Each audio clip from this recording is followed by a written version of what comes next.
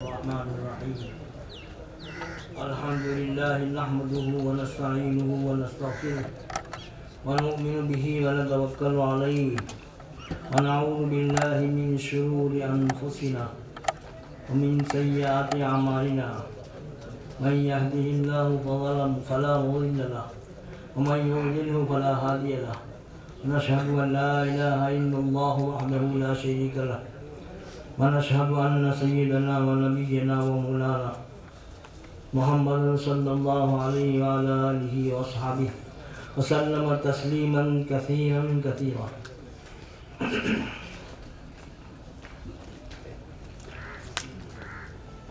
أما بعد فأعوذ بالله من الشيطان الرجيم بسم الله الرحمن الرحيم إنا أعطيناك الكوثر فصل لربك وانحر ان شانئك هو الابتر.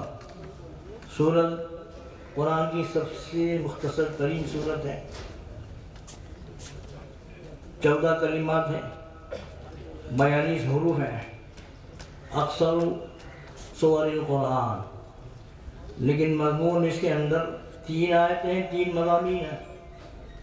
پہلی آیت میں اللہ کے نبی صلی اللہ علیہ وسلم پر اللہ تعالیٰ کی طرف سے جو انعام تھا اس کی بشارت ہے.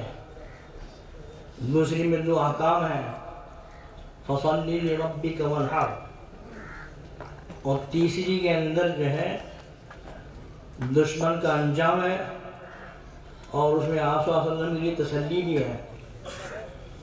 بہت مختصر عرض کرنا ہے کہ جب آپ صلی اللہ علیہ وسلم کی صاحبزادے بچپن میں فوت ہو گئے, حضرت قاسم جن سے آپ کی کنیت ابوالقاسم ہے, پھر حضرت عبداللہ, انہی کے 2 لقب ہیں طیب اور طاہر. تو یہ عبداللہ, حضرت عبداللہ رضی اللہ کا لقب ہے, اور ایک حضرت ابراہیم تھے جو آپ کی باندھی حضرت ماریہ قبطیہ رضی اللہ عنہ کے بدن سے ہوئے. تو یہ ساری نرینہ اولاد آپ کی بچپن میں فوت ہو گئی, 2 سال کی عمر میں, 2.5 سال کی عمر میں. صاحبزادیاں زندہ رہی, بالغ ہوئی, نکاح ہوئے, صاحب اولاد بھی.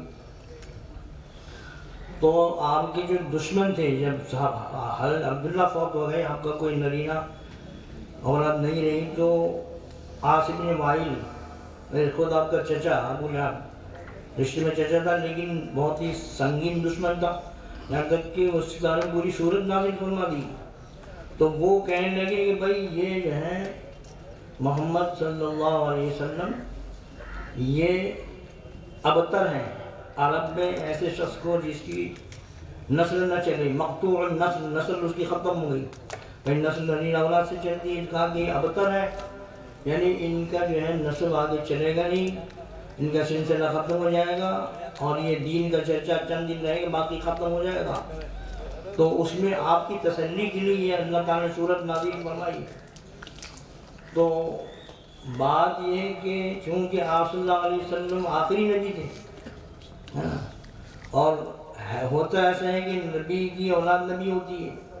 حضرت یعقوب علیہ السلام کی اولاد میں دیکھیے کتنے ہزاروں انبیاء بنی اسرائیل ہوئے. سب سے پہلے حضرت یوسف علیہ السلام, سب سے آخر حضرت عیسیٰ علیہ السلام.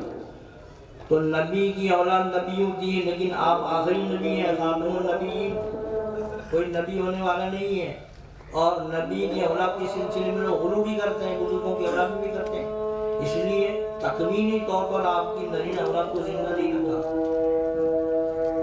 انہوں نے فرمایا کہ لا نبی یہ بات, میرے بعد کوئی نبی نہیں. تو آپ حضرات ماشاءاللہ 2 دن سے مجالس کر رہے ہیں, قابل لوگ, تجربہ رکھنے والے, اپنے تجربات کی روشنی میں جو کچھ بھی اللہ تعالیٰ ان کو فہم و فراست دیے.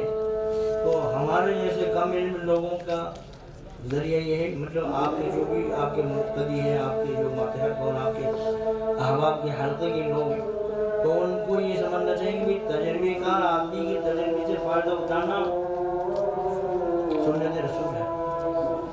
معراج میں آپ صلی اللہ علیہ وسلم کو 50 نمازیں آپ کو, آپ کی امت کو ملی. واپسی میں حضرت موسیٰ علیہ السلام سے ملاقات ہو گئی.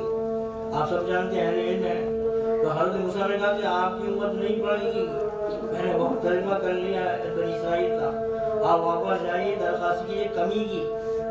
تو دیکھیے غور کرنے کی بات یہ کہ حضرت موسیٰ مفضول ہیں کہ ہمارے نبی تو امام المرسلین امام الاولین والآخرین ہیں، لیکن ان کو تجربہ تھا تو آپ نے ان کی رائے کو قبول کیا. تو معلوم کہ مفضول کو اگر کوئی صحیح رائے تو اکثر اس کو قبول کرے، تجربے سے فائدہ اٹھائے. تو آپ کے سامنے بہت مدلل مفصل مرتب مختلف باتیں آ چکی ہیں. آپ کو ہتھیار جو آپ کو مل گئے ہیں اور طریقے تو اس سے فائدہ اٹھانا ہمارا کام ہے. اللہ تعالیٰ ہم کو توفیق عطا فرمائے. دفع مضرت مقدمی جلب منفعت سے پہلے اپنی آپ جان کو بچاؤ، ایمان کو بچاؤ، پھر آگے جو ہے ترقی کی ترتیب بناؤ. اللہ تعالیٰ ہماری توفیق عطا فرمائے، علم صحیح عطا فرمائے. تمام جو ہے باطل پرستوں کو اللہ تعالیٰ شدت سے ان کے شر سے ہماری اولاد و نسلوں کی ساری امت کی ساری دنیا کے لوگوں کی حفاظت فرمائے. ربنا تقبل منا انك انت السميع العليم وتب علينا انك انت التواب الرحيم. وصلى الله على النبي الكريم.